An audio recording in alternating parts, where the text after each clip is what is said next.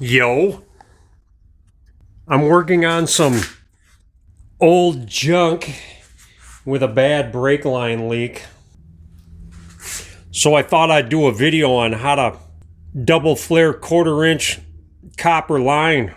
I have a 25-foot roll of 1/4-inch copper or nickel line here.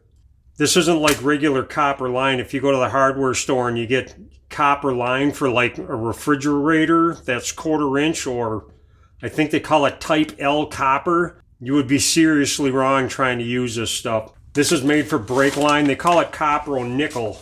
Copper or nickel is an alloy of copper and nickel, just like a nickel. Only a nickel has more nickel in it than copper. This has more copper in it than nickel. It's very malleable and it's really easy to bend and it's really easy to work with. I don't like using steel and 1/4-inch because by the time I'm done, I got golfer's elbows so bad in my arms that they're just killing me trying to bend all this stuff and make it all work. So it flares really easy too. The only problem is sometimes you might run into problems flaring this stuff. So I'm going to kind of tell you what I do here. You might find other videos on how to double flare brake line or steel line. And when they tell you how to do it, it usually doesn't work out with copper or nickel the same way it does with steel. So these guys telling you that it'll all just work the same, they should probably be spanked. And well, I'm going to tell you what I do here. First, I make a cut.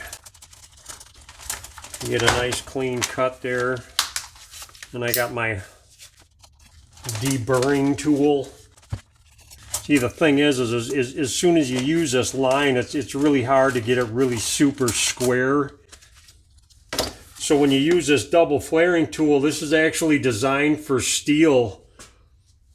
And the little shaft on here is a lot smaller than the pipe itself. So a lot of times it doesn't turn out like it should. I'll show you. Maybe it'll happen to me. Sometimes it works. Most of the time it doesn't. Just makes you mad and you're wondering what you're doing wrong.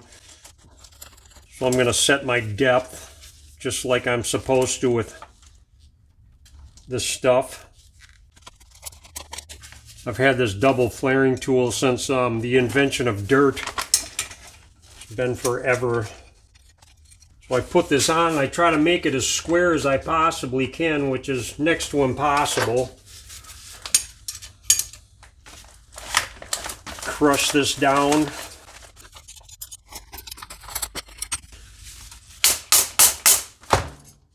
Loosen it up, and that's what I get. I get a bubble that looks like that, which is total. See, the problem is this line is so soft that this is supposed to flare in on itself, and this thing moves, and it doesn't work the way it's supposed to. With steel, it's fine. I'm going to cut this down again. There might be some people out there that say, oh, I've done this a million times and I've never had a problem. It's fine. Well, whatever, dude. So I got a bubble flaring tool here. And back when bubble flares started, I always used this, and I just used the bubble, and it kind of works, but I bought this a long time ago.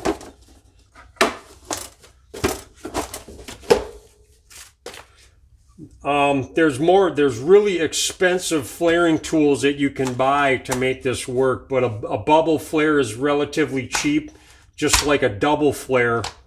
So I've done this before, and I've never had a reason to buy anything real expensive. You set this up so the tool is flush with the line.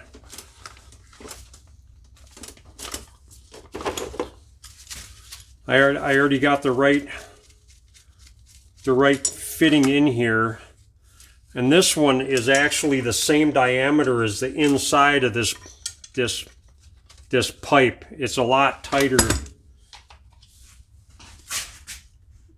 If you can see the difference there in the diameter, you can see that this one's a lot fatter. So I'm just going to start out making my bubble.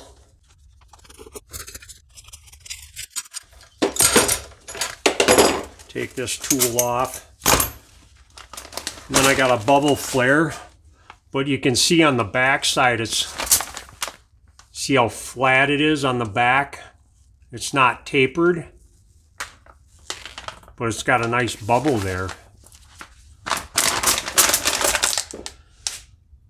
So then I go back to the double flaring tool, and I put the flare tool on here.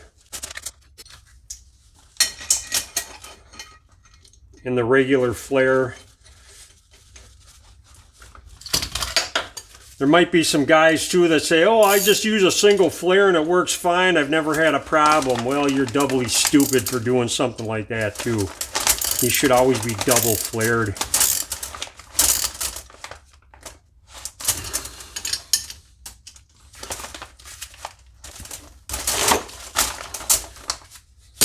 So then I make my flare.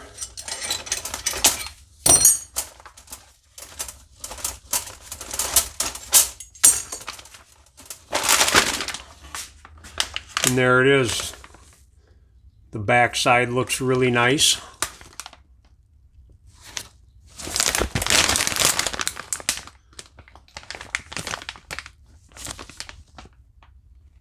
And the front side is absolutely perfect.